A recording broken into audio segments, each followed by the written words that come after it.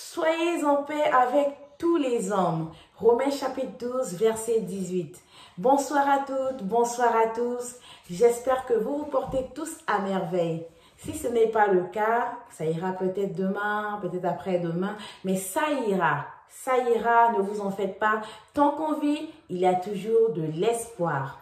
Vous savez, pendant la pandémie, pendant le confinement et tout ce qui allait avec, vraiment, j'ai passé mon temps à cogiter, mais cogiter comme pas possible. J'ai beaucoup réfléchi à ce qui se passait autour de nous.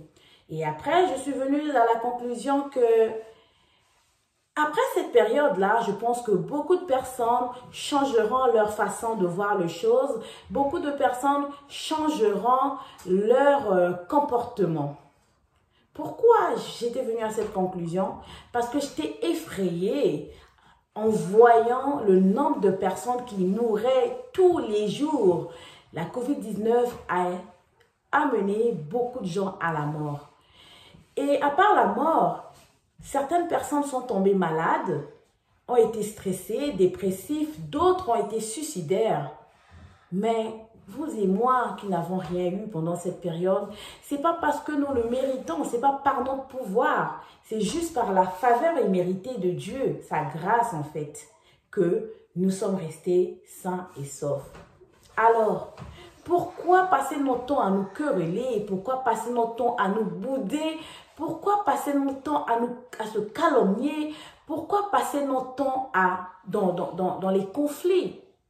Si vraiment, toutes les personnes qui avaient la vie que nous avons aujourd'hui sont parties et nous avons eu la grâce de Dieu et que le souffle de vie que nous avons vient de Dieu et pas de nous. Pourquoi on va passer notre temps à pouvoir se faire du mal?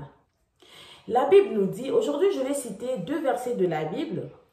Le premier verset est celui de Romains chapitre 12, le verset 18 qui dit « S'il est possible, autant que cela dépend de vous, donc de nous, soyez en paix avec tous les hommes. » Ce verset de la Bible nous encourage à être en paix avec tout le monde. Et la première partie de ce verset nous dit, si cela ne dépendait qu'à nous, nous devons faire la paix. Pourquoi la Bible souligne encore que si ça dépendait que de nous?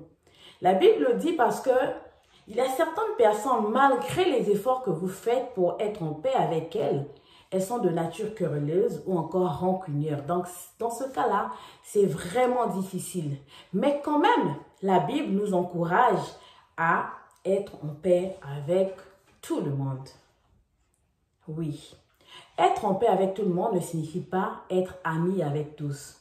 Non, ça ne veut pas dire cela. Être en paix, c'est éviter les conflits, vivre dans la quiétude ou encore dans le calme. C'est ce que ça veut dire. Sachant que nul n'est parfait et qu'on ne peut jamais être d'accord avec tout le monde. Non, on aura toujours des désaccords, on aura toujours des malentendus, mais la Bible nous encourage à faire la paix avec tous les hommes. Que ce soit dans notre famille, que ce soit dans notre couple, que ce soit dans notre lieu de travail, dans notre quartier, partout où nous sommes, recherchons la paix. Quels que soient les problèmes, recherchons la paix. Poursuivons la paix, je veux dire, faisons la paix autour de nous.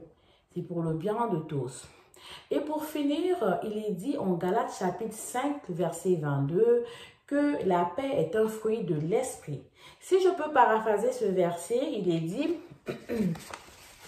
mais le fruit de l'esprit, c'est l'amour, la joie, la paix, la patience, la bonté, la bienveillance. Alors, vu que notre souffle de vie ne dépend pas de nous, ça ne sert à rien d'être orgueilleux. Soyons humbles et faisons la paix autour de nous pour le bien de tous. Merci de m'avoir suivi. C'était Nanelle. Je vous souhaite un bon début de semaine. Ciao.